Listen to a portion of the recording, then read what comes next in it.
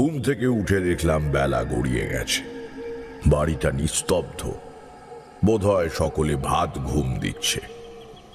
সকালে নির্মল আকাশ ঢেকে দিয়ে কখন যে কালো কালো মেঘ মাথার ওপর জমা হয়েছে জানতে পারিনি। ছিপছিপ করে বৃষ্টি শুরু হয়েছে। দূর আকাশের থেকে মাঝে মাঝে ভেসে আসছে বজ্রের গম্ভীর শব্দ। দালানের এক কোণে ঠেস দিয়ে দাঁড় করানো ছাতাটা তুলে নিয়ে বেরিয়ে পড়লাম। পথঘাট চিনি না, কোনো লোকও নেই যে জিজ্ঞেস করব, কিন্তু তেঁতুলতলা কোন দিকে হতে পারে একটা আন্দাজ করে নিয়েছিলাম। প্রায় আধ ঘন্টা হেঁটে দুবার রাস্তা ভুল করে সেখানে গিয়ে যখন দাঁড়ালাম, তখন মেঘের ভিড়ে আঁধার আরো ঘনিয়ে উঠেছে। এবার মনে হচ্ছে ঠিক জায়গায় এসেছি। এদিকটা গ্রামের দক্ষিণ প্রান্ত, বসতি প্রায় নেই। প্রাচীন তেঁতুল গাছটা শাখা প্রশাখা মেলে আকাশ আড়াল করে দাঁড়িয়ে। তার পেছন দিক থেকে ঝোপঝাড় বাড়তে বাড়তে ক্রমশ ঘন জঙ্গলে পরিণত হয়েছে। আমার ষষ্ঠেন্দ্রিয় বলছে নষ্টের গোড়াটাকে ওখানেই পাব। মধুসুন্দরীর স্তব উচ্চারণ করে গাত্রবন্ধন করে নিলাম। তারপরে বললাম, হে ভুজঙ্গা মার্গং ত্যাজত সম্ভোর জটাজালং গচ্ছত। হে ভুজঙ্গা মার্গং ত্যাজত সম্ভোর জটাজালং গচ্ছত। সাপের দল যেন আমার আলোকিত পথ ছেড়ে সরে যায়। শিবের জটায় গিয়ে তারা যেন আশ্রয় নেয়। ছাতাটা ডালপালায় বারবার আটকে যাবে, সেটাকে বন্ধ করে লাঠির মতো করে হাতে নিলাম। ভিজলে ভিজতে হবে, ও নিয়ে ভাবলে চলবে না। লতা পাতা ঠেলে ঢুকে পড়লাম বাছুর পোতার জঙ্গলে। যেদিকে তাকাই সমান দুর্ভেদ্য মনে হলো। কোন দিকে যাব? জীবনে যতবার অশুভ শক্তির সঙ্গে মোলাকাত হয়েছে, ততবার একটা লক্ষণ দেখেছি। প্রাণের স্বাভাবিক ছন্দ সেখানে থেমে যায়। মানুষ যা বুদ্ধি দিয়ে বুঝতে পারে না, পশু পাখি গাছপালা তা অনুভব করতে পারে। আমরা যেমন পচা দুর্গন্ধ এড়িয়ে চলি, ওরা তেমন অমঙ্গলজনক শক্তির কাছ থেকে সরে গিয়ে একটা নিস্তব্ধতার ঘেরা টোপ তৈরি করে। একটু স্থির হয়ে দাঁড়িয়ে থাকার পরে টের পেলাম নিজের হৃদস্পন্দন শুনতে পাচ্ছি। অথচ নিশুতি বনের মধ্যেও যে তুমুল জীবনের স্রোত প্রতি মুহূর্তে বয়ে চলে, তার স্বাভাবিক শব্দে আমার হৃদস্পন্দন চাপা পড়ে যাওয়ার কথা। কিছু বিশেষ প্রক্রিয়া করে শ্বাস প্রশ্বাস ও রক্ত চলাচলের বেগ ক্রমশ কমিয়ে আনলাম। বাছুর পোতার নিস্তব্ধতা নিজের মধ্যে ধারণ করতে চাইলাম, যাতে মাটির সঙ্গে মাটির মতো, পাতার সঙ্গে পাতার মতো মিশে যেতে পারি। হয়তো 5 মিনিট কেটেছে। এবার টের পেলাম একটা গভীর গুঞ্জন মানুষের শ্রবণ ক্ষমতার নিম্ন সীমায় এক টানা বেজে চলেছে। মোটামুটি একটা দিক আন্দাজ করে নিয়ে এগোলাম সেদিকে। পায়ের তলায় কিছু একটা পড়ল। টুসটুসে পাকা ফল যেমন একটু চাপ দিলেই রসকস ছড়িয়ে ফেটে যায়, তেমনই একটা শব্দ হলো। নিচু হয়ে দেখলাম একটি বেড়াল ছানা, পাটকিলে রং, কান দুটো সাদা। কয়েকদিন আগে মৃত্যু হয়েছে। এত দূরে এসে মরতে হলো শ্রীশ ঘোষের মেনির ছানাকে। আধো অন্ধকারের মধ্যে ভাঙা শিব মন্দিরের ততোধিক ঘোর অন্ধকার অবয়ব ফুটে উঠল। কতদিনের পুরনো এই দেবালয় গ্রামের কেউ জানে না। যশোর ছিল রাজা প্রতাপাদিত্যের রাজ্য, তার আগে বর্মন রাজারা, তার আগে পাল বংশ ও গৌড় রাজ্য, তারও আগে প্রাচীন সমতট। এইভাবে ক্রমশ ইতিহাস পেরিয়ে কিংবদন্তির যুগের কুয়াশায় বিলীন হয়ে গেছে। মন্দিরটাকে ঘিরে অনেক মশা বা মাছি উঠছে। না, মশা মাছি নয় তো, কয়লার বস্তা খালি করার পরে দেয়ালে আছাড় মারলে যেমন সূক্ষ্ম কালো কালো গুঁড়ো বাতাসে ছড়িয়ে পড়ে, অনেকটা সেরকম বিন্দু বিন্দু অন্ধকারের একটা কম্পমান গোলক। দেখলে মনে হয় কি সব যেন ভেঙে গুঁড়ো গুঁড়ো হয়ে যাচ্ছে, শেষ হয়ে যাচ্ছে, ধ্বংস হয়ে ধুলো হয়ে উড়ে চলে যাচ্ছে। উপরে তাকালাম, একটা লম্বা পেঁপে গাছের উপরটা মুড়িয়ে দেওয়া হয়েছে। ন্যাড়া কাণ্ডটা শুধু খাড়া হয়ে আছে, তার ডগায় গেঁথে বসানো আছে একটা গোল মতো কি জিনিস, ওই ফুটবলের আকারের, বোধহয় মাটি থেকে 12 কি 15 হাত উচ্চতায়। সেখান থেকেই শব্দটা আসছে। জিনিসটার উপর বসে আছে একটা দাঁড় কাক। বৃষ্টির মধ্যে এই সন্ধেবেলা খুঁটে খুঁটে কি যেন খাচ্ছে। স্থির হয়ে গেলাম। কাকটা বলল, না, ও তো খেতে ব্যস্ত।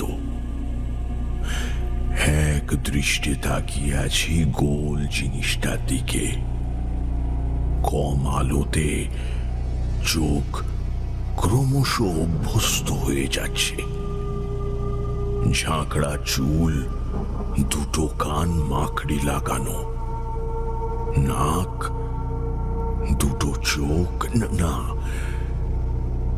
একটা চোখ, অন্যটা দাঁড় কাকের ঠোকরে ফাটা ডিমের কুসুমের মতো গলে গিয়ে থুতনি বেয়ে ঝুলছে।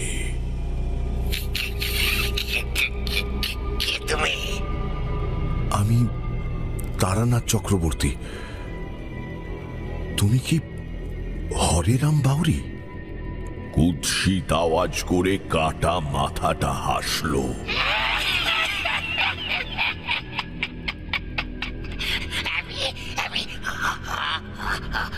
হরে কৃষ্ণ। তুই হরে কৃষ্ণ মানে মরে ভূত হয়ে গিয়েছে? আমি আমি হরে কৃষ্ণ মুন্ডু। ভেতরে যাও। মন্দিরের গায়ে ছোট প্রবেশ পথ দিয়ে মাথা নিচু করে ঢুকলাম। একটা বিকট পচা গন্ধ নাকে এসে ধাক্কা দিল। বাবাজি বসে আছেন পদ্মাসনে। চেহারায় কোনো বিশেষত্ব নেই, শুধু চোখ দুটো বদ্ধ উন্মাদের। কোনো কথা বলছেন না, শুধু আমার দিকে তাকিয়ে আছেন। ঠোঁটে এক চিলতে কর্কশ হাসি। সাধু সন্ত দেখলে আমি প্রণাম করি। কার মধ্যে কি গুণ রয়েছে জানি না, মানুষকে সম্মান জানাতে ক্ষতি তো কিছু নেই, কিন্তু একে দেখে প্রণাম করতে ইচ্ছে করল না, বরং শরীরের মধ্যে একটা যেন অস্বস্তি হচ্ছিল। শীতকালে উলের জামা পরলে যেমন অনেক সময় গা শিরশির করে, লোম খাড়া হয়ে যায়, সেরকম মারাত্মক শক্তিশালী সাধক টের পাচ্ছিলাম, কিন্তু পুরোটাই ঋণাত্মক শক্তি। ভয় করে, কিন্তু শ্রদ্ধা হয় না। গাত্র বন্ধন বলে বাবাজি ক্রূর ভঙ্গিতে হাসলেন।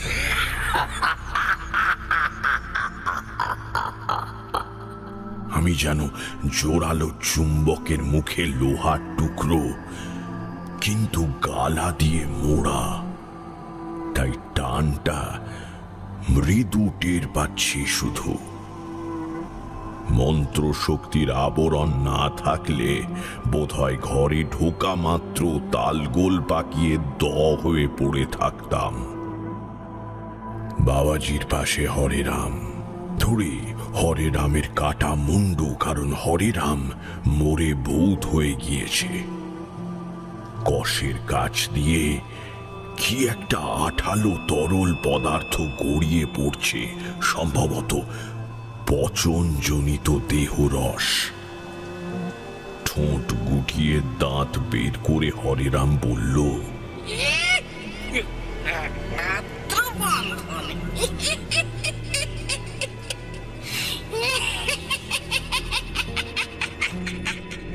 পরাণকে কি করেছিলেন?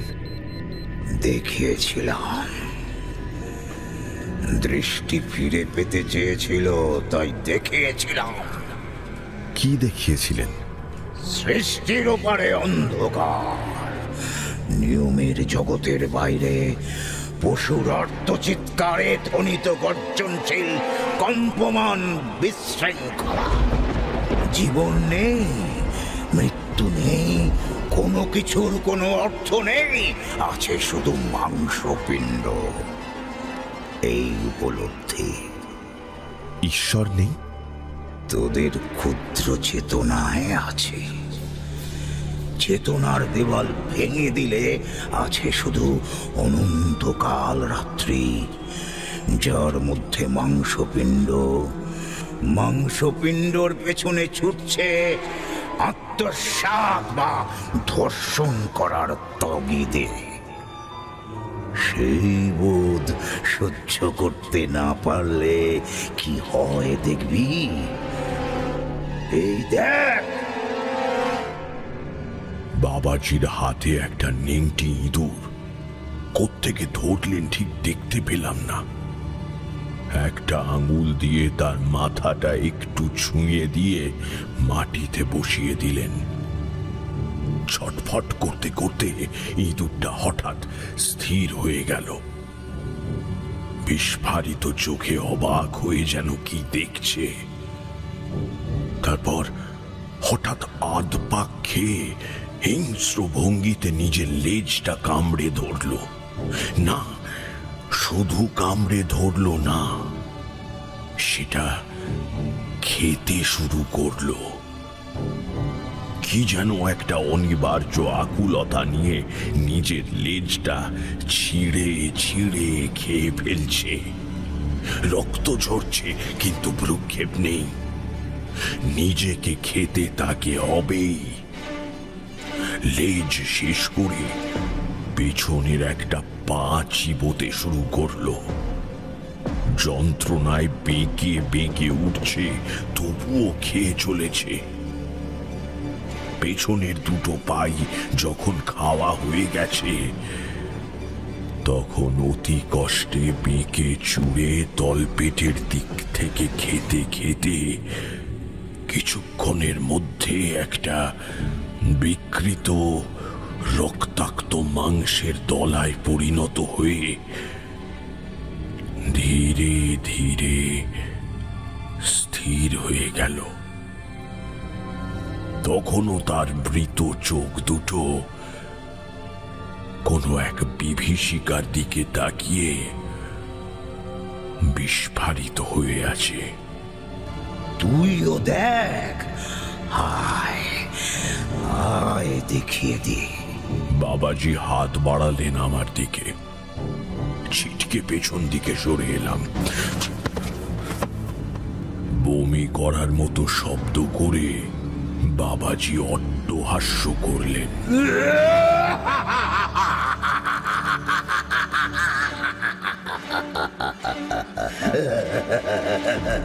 হরে রামের মাথা বলছে,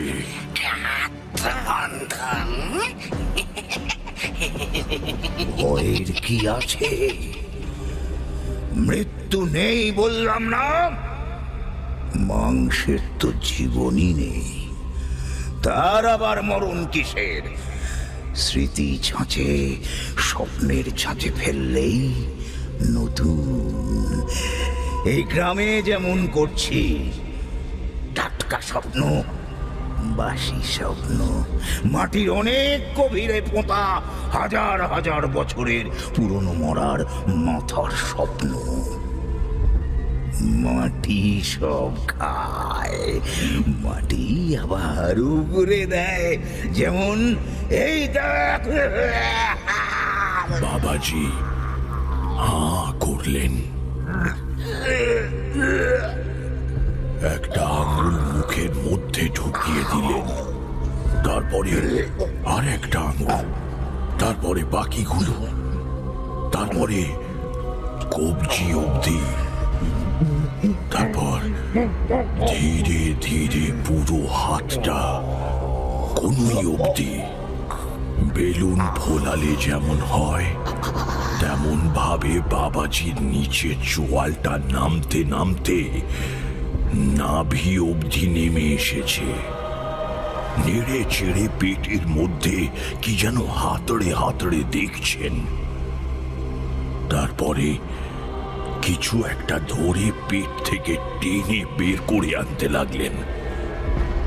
কনুইটা প্রথমে বেরিয়ে এলো, পুরো হাতটা ধীরে ধীরে বেরোতে বেরোতে ক্রমে কবজি অবধি বেরিয়ে এলো।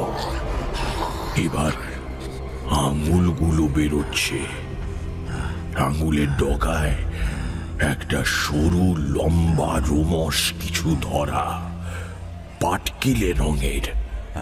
সেটা টেনে বের করে আনছেন। জিনিসটা একটা লেজ, লেজের পরে পা, তারপরে পাটকিলে রঙের শরীর, মাথা, কান, আর সেই কান দুটো সাদা। শ্রীশ ঘোষের মেনির ছানাকে উগরে বাবাজি মাটিতে বসিয়ে দিলেন। এক মুহূর্ত স্তম্ভিত হয়ে বসে থেকে সেটা হঠাৎ দৌড়ে বাইরে বেরিয়ে গেল। তার গায়ে তখনও জারক রস চকচক করছে। মহাভারত পড়েছিস? সবাই ভাবে ব্যাসদেব পরম আস্তিক। বকরূপী ধর্ম যুধিষ্ঠিরকে জিজ্ঞেস করেছিলেন, বার্তাকে? যুধিষ্ঠির বলেছিলেন, মা শর্তুদর্ভি পরিক্ষট্টনেন সূর্যাগ্নিন রাত্রিদিবেন্ধনেন अस्मिन् महामोहमये कटाहे भूतानि काल पचतीति वार्ता। मास ও ঋতুর হাতা বেড়ি দিয়ে দিবারাত্রির জ্বালানি ব্যবহার করে সূর্যের আঁচে ইহজগৎ রূপে মহামোহময় করাইয়ে ফেলে মহাকাল তার সমস্ত জীবকুলকে রান্না করছেন। এই বার্তা, এই হলো একমাত্র সত্য, এর বাইরে কিচ্ছু নেই। আমি মহাকালের সেই ব্যঞ্জনে একটু ফোড়ন দিচ্ছি মাত্র। এখনো কিছুই দেখিসনি, সবে তো ৭৬ মন্বন্তরে একটা স্বপ্ন বের করেছি। আর ৪০,০০০ বছর আগে মরে যাওয়া এক যাযাবর শিকারীর খুলি খেটে একটা অতিকায় হায়না পেলাম, সেটাকে আমি ঘুরেছি। এরপর আরো নিচে যাব। স্বপ্ন কি শুধু মানুষই দেখে? জন্তুদের স্বপ্ন মাটিতে মিশে নেই? উদ্ভিদের স্মৃতি মিশে নেই? একে একে সব ঘোরাবো। এই পৃথিবীটা কত প্রাচীন তোদের কোনো ধারণা আছে? এমন সব পাহাড়ের মতো দানবিক জানোয়ার তুলে আনবো, যাদের নিঃশ্বাসের মাংসের গন্ধে তোরা মূর্ছা যাবি। তোকে পাঠিয়েছে আমাকে থামাতে। যা, বাড়ি যা। বমির মতো শব্দে বাবাজি মন্দির কাঁপিয়ে হেসে উঠলেন।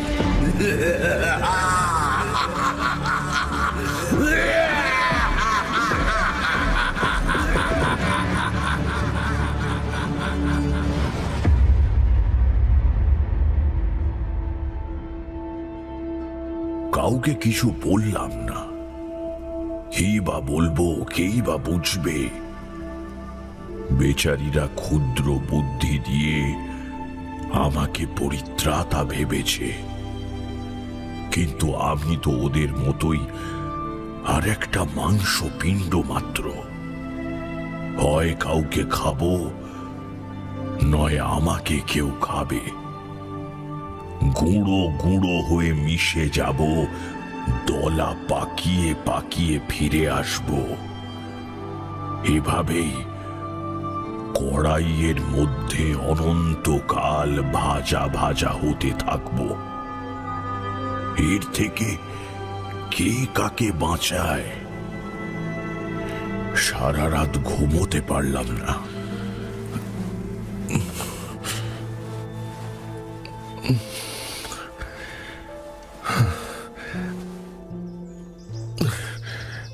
ভোরের দিকে ক্লান্তিতে হতাশায় একটু চোখ লেগে গিয়েছিল। ঘুম ভাঙল গানের সুরে।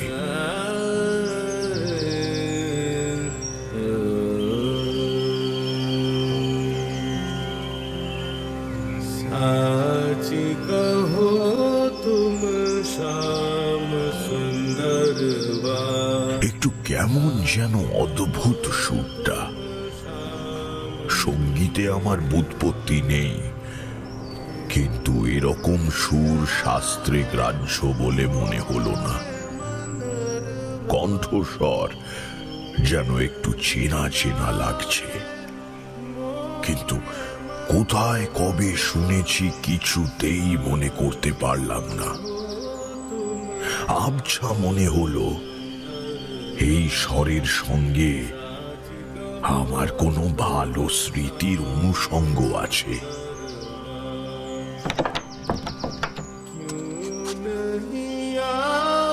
বেরিয়ে দেখলাম উঠোনে উবু হয়ে আমার দিকে পিঠ করে বসে কেউ একজন গান করছে। ছোট্ট খুকি মহামায়া পেছন থেকে তার গলা জড়িয়ে ধরে পিঠের উপরে ঝুলে দোল খাচ্ছে। লোকটিও সেটা সানন্দে মেনে নিয়ে আগু পিছু তুলছে। নিশ্চয়ই পাগলা ঠাকুর, সেই যে যিনি গান করেন। এবার সে রহস্যটা ভেদ হবে। গান থামিয়ে পেছনে না ঘুরেই পাগলা ঠাকুর বললেন, এসো তারানাথ, তোমার জন্যই বসে আছি। চমকে উঠলাম। তাড়াতাড়ি সামনে গিয়ে প্রণাম করে বললাম, আপনি? হুবহু সেই চেহারা, একদিনও বয়স বাড়েনি। উস্কো খুস্কো চুল, মুখে শিশু সুলভ হাসি। আগু পিছু দুলতে দুলতেই অমর জীবন বললেন, বসো এখানে, গান করি শোনো। মহামায়া ওর গলা ছেড়ে দিয়ে হাততালি দিয়ে উঠল। হ্যাঁ হ্যাঁ গাও, আমার খুব ভালো লাগছে।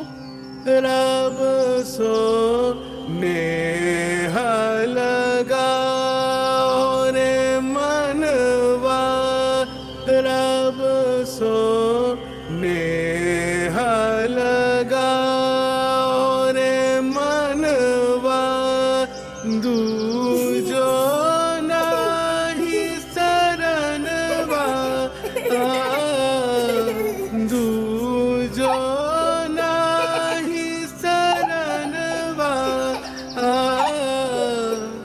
रब सो नेह लगाओ रे मनवा। গান শেষ হলে বললাম, এটা কি সুর? শুনিনি কখনো মনে হচ্ছে। শুনবে কোত্থেকে? এ তো আমার বানানো। এর নাম দিয়েছি খঞ্জ বিলাবল। কেন বলো তো? পা নেই তাই। আর এর আগেরটা ছিল অনাথ আশাবরী, বেচারির মা নেই। এছাড়াও আছে। আচ্ছা আচ্ছা আচ্ছা আচ্ছা, বুঝেছি। কিন্তু এসবের মানে কি? মানে মানে আবার কি? তুমি যা মানে করবে তাই। মানে কিছু নেই। অর্থহীন গান। অর্থ অনর্থের মূল একজন বড় মানুষ বলেছিলেন। অর্থই যদি বড় হবে তাহলে গান না গেয়ে অর্থটাই গাইতাম নাকি? আগের দিন থেকে এই ধরনের কথাটা এই 3 বার শুনলাম। আপনি মস্করা করছেন, কিন্তু এদিকে যে ঘোর বিপদ। বলো শুনি।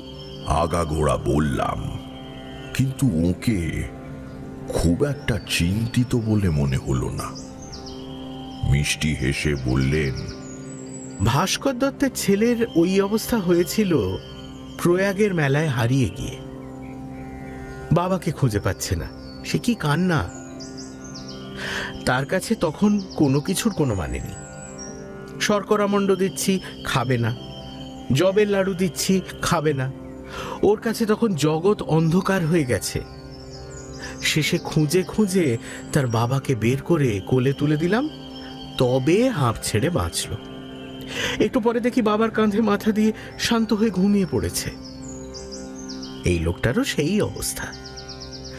জগৎ সঙ্গমের মেলায় বাবাকে হারিয়ে ফেলে এখন ভাবছে সবই অর্থহীন। ভাস্কর দত্ত?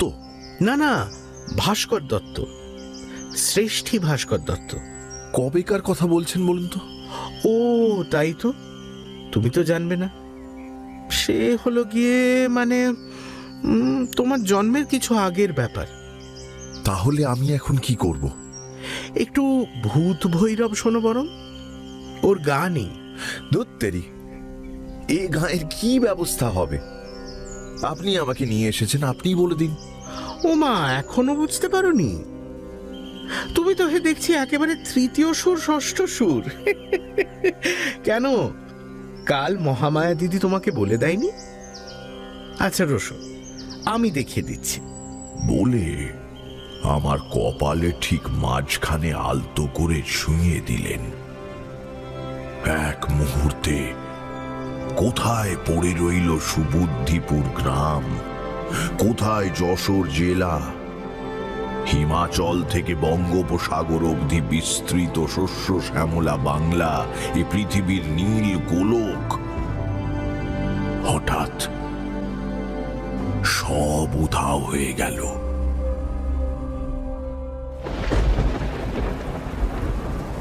এই অবধি বলে তারানাথ কিছুক্ষণ চুপ করে রইল। তারপরে একটা পাসিং শো ধরিয়ে বলল,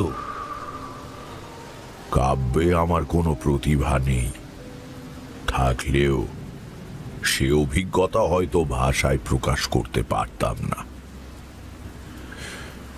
কোথায় যেন পড়েছিলাম দুটো লাইন: পরমাণু নিভে যায় ভাঙিয়া জ্বরের কারা, কে তুমি ডাকিছ মোরে করিয়া পাগল পারা।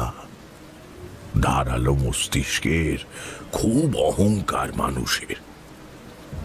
আমারও ছিল না তা নয়, কিন্তু মগজ তো জড় পদার্থ দিয়ে তৈরি। ওর দৌড় জড় জগতেই শেষ। সেখানে দাঁড়িয়ে বাইরে তাকালে মনে হয় সব যেন অন্ধকার, কিন্তু তারও ওপারে রয়েছেন এক আদিত্য বর্ণ পুরুষ। তিনি যুক্তি বুদ্ধির বাইরে। তাকে অনুভব করতে পারেন শুধু উচ্চ মার্গের সাধকরা। অমর জীবন ছুঁয়ে না দিলে আমার সাধ্য ছিল না। বলার চেষ্টা করলে প্রলাপের মতো শোনাবে। মনে করো একটা লোক জন্মাবধি বোবা, তাকে দায়িত্ব দেওয়া হয়েছে একজন জন্মান্ধ লোককে বোঝানোর লাল রং কাকে বলে।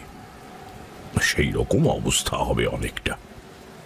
যা বুঝেছি তার দু একটা কথা তবু বলছি। সূর্যের দিকে সরাসরি তাকাতে পারবে না, তাই ঘষা কাঁচের ভেতর দিয়ে সূর্যগ্রহণ দেখার মতো করে বুঝে নাও।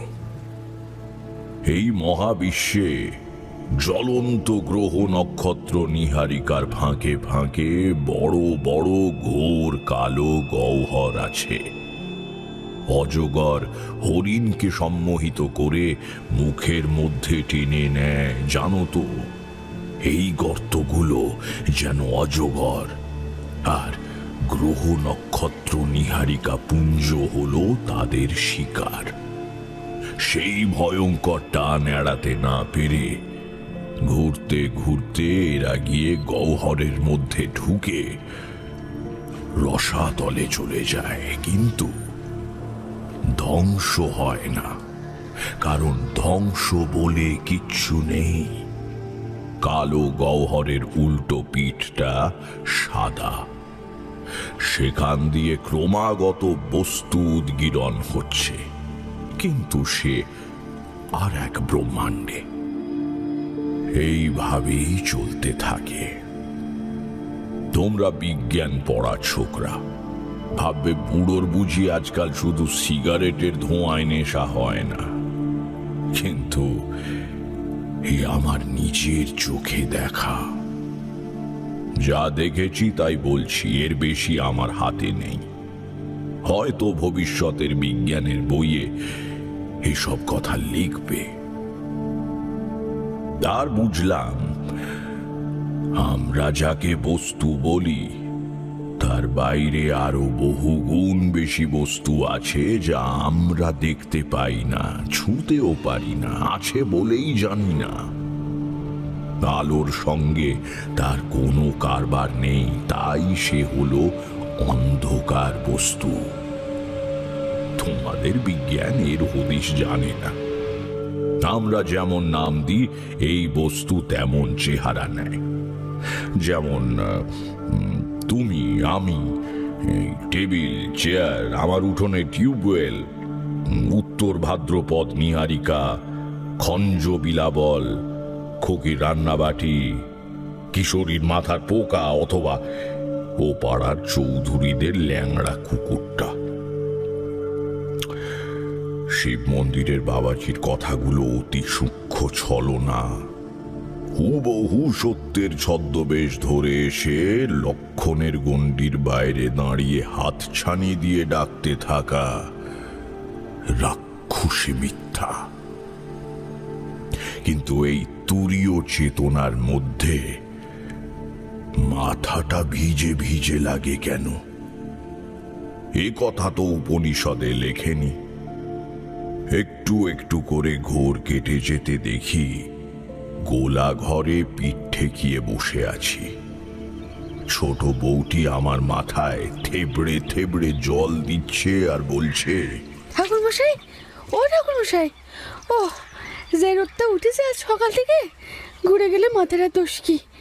পাগলা ঠাকুর কোথায় গেলেন তার সদুত্তর কেউ দিতে পারল না। বেলা 9টা নাগাদ বেরোবো। খুকিকে ডেকে বললাম, দিদি ভাই, তোমার একটা জিনিস আমাকে দেবে? আর তার বদলে কি নেবে তুমি বলো। চোখ মুখ উজ্জ্বল করে মহামায়া বলল, লেমন জুস।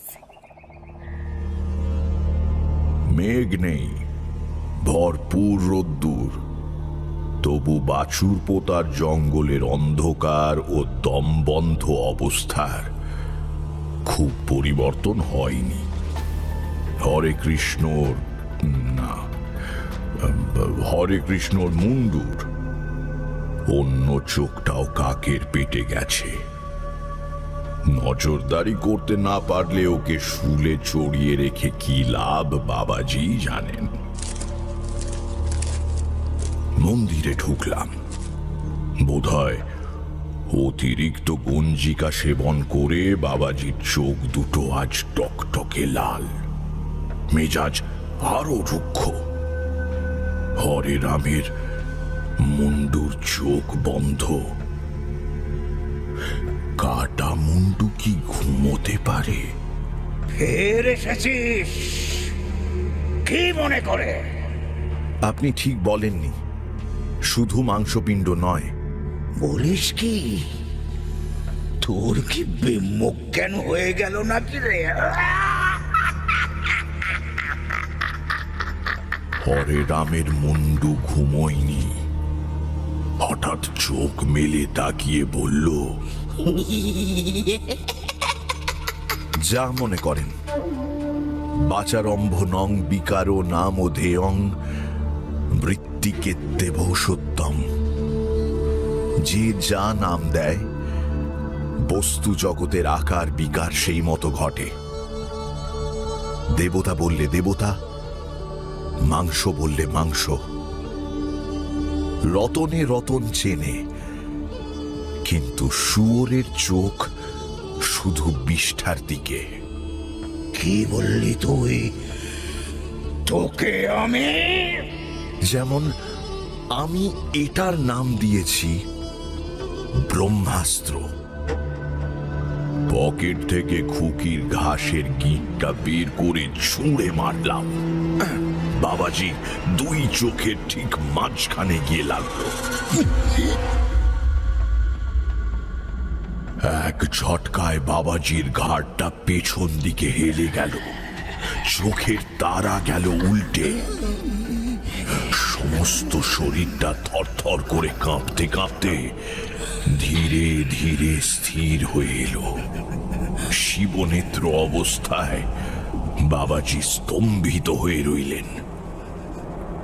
একটু পরে দেখলাম মুখের ক্রূর ভাবটা অল্প অল্প করে শিথিল হয়ে যাচ্ছে। বাবাজির দু চোখ বেয়ে জলের ধারা গড়িয়ে পড়তে লাগলো।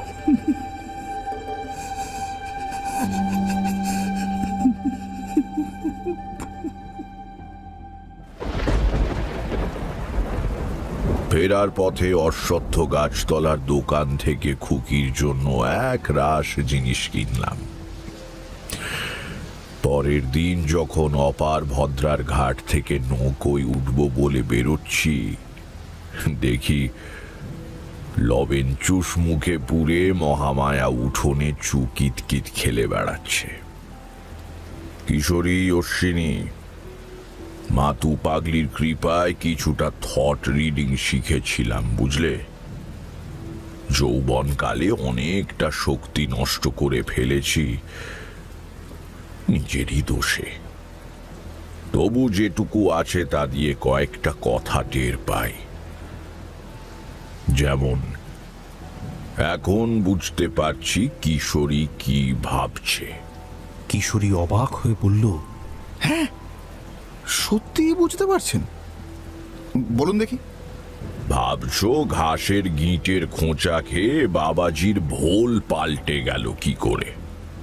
কে ঠিক হ্যাঁ তা একরকম এই হয়েছে তোমাদের নিয়ে মুশকিল।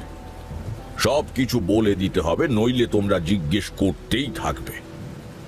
দেশে বোধহয় পুং স্ত্রী অনুপাত একেবারে গোল্লায় গেছে। খাঁটি গরুর দুধ পাওয়া যায় না, অথচ যাকে জীবন কোনো কোনো মানুষকে এমন অভিজ্ঞতার মধ্যে দিয়ে নিয়ে যায় যে তাদের ধারণা হয় জগৎটা বোধহয় আগাগোড়া জড় পদার্থ দিয়ে তৈরি, কোথাও কোনো নিয়ন্ত্রক শক্তি নেই। বিশ্বজগৎ চলেছে পাগলাটে অবিন্যস্ত অকারণ খামখেয়ালে। এই ধরনের লোকেদের মধ্যে জমা হয়ে ওঠে একটা অভিমান যে এরকম একটা অর্থহীন জীবন তাদের কাটাতে হচ্ছে এবং হবে। কার প্রতি অভিমান তা তারা ঠিক জানে না। একটা শিশুকে অন্ধকার ঘরে বন্ধ করে রেখে দিলে যেমন হবে, অথবা প্রয়াগের মেলায় বাবাকে হারিয়ে ফেললে যেমন হতে পারে। শিব মন্দিরের বাবাজির জীবনের ইতিহাস আমার জানা নেই, কিন্তু নিশ্চয়ই তা ওকে এই পথে চালিত করেছিল। মহাশক্তিধর সাধক, কিন্তু বিপথগামী। তারপরে যদি সেই শিশু হঠাৎ দেখতে পায় তার বাবা আছেন, দিনের আলো আছে, আনন্দ আছে, মুক্তি আছে, আশা ভরসা আছে, মাংসপিণ্ডই সব নয়, তখন সে অভিভূত হয়ে যাবে নাকি? অনন্ত জীবনের আশ্বাস পেয়ে সে কি অবিচল থাকতে পারবে? খুকির সরল বিশ্বাসের ব্রহ্মাস্ত্র বাবাজিকে ধ্বংস করেনি। ওর অন্ধকার তন্ত্র ভেদ করে এক মুহূর্তে ওকে চিনিয়ে দিয়েছিল অন্ধকারের ওপারের সেই আদিত্যবর্ণ পুরুষকে, যিনি একমাত্র পারেন মৃত্যুর কবল থেকে জীবকুলকে উদ্ধার করতে। পিতা নহসী, তিনি আমাদের সবার পিতা। বাবাজি তাঁর সেই হারানো পিতাকে খুঁজে পেয়েছিলেন। আর কটা দিন থাকলে হয়তো দেখতে পেতাম উনি এসে ছোট্ট খুকির সঙ্গে কানামাছি খেলতে নেমেছেন।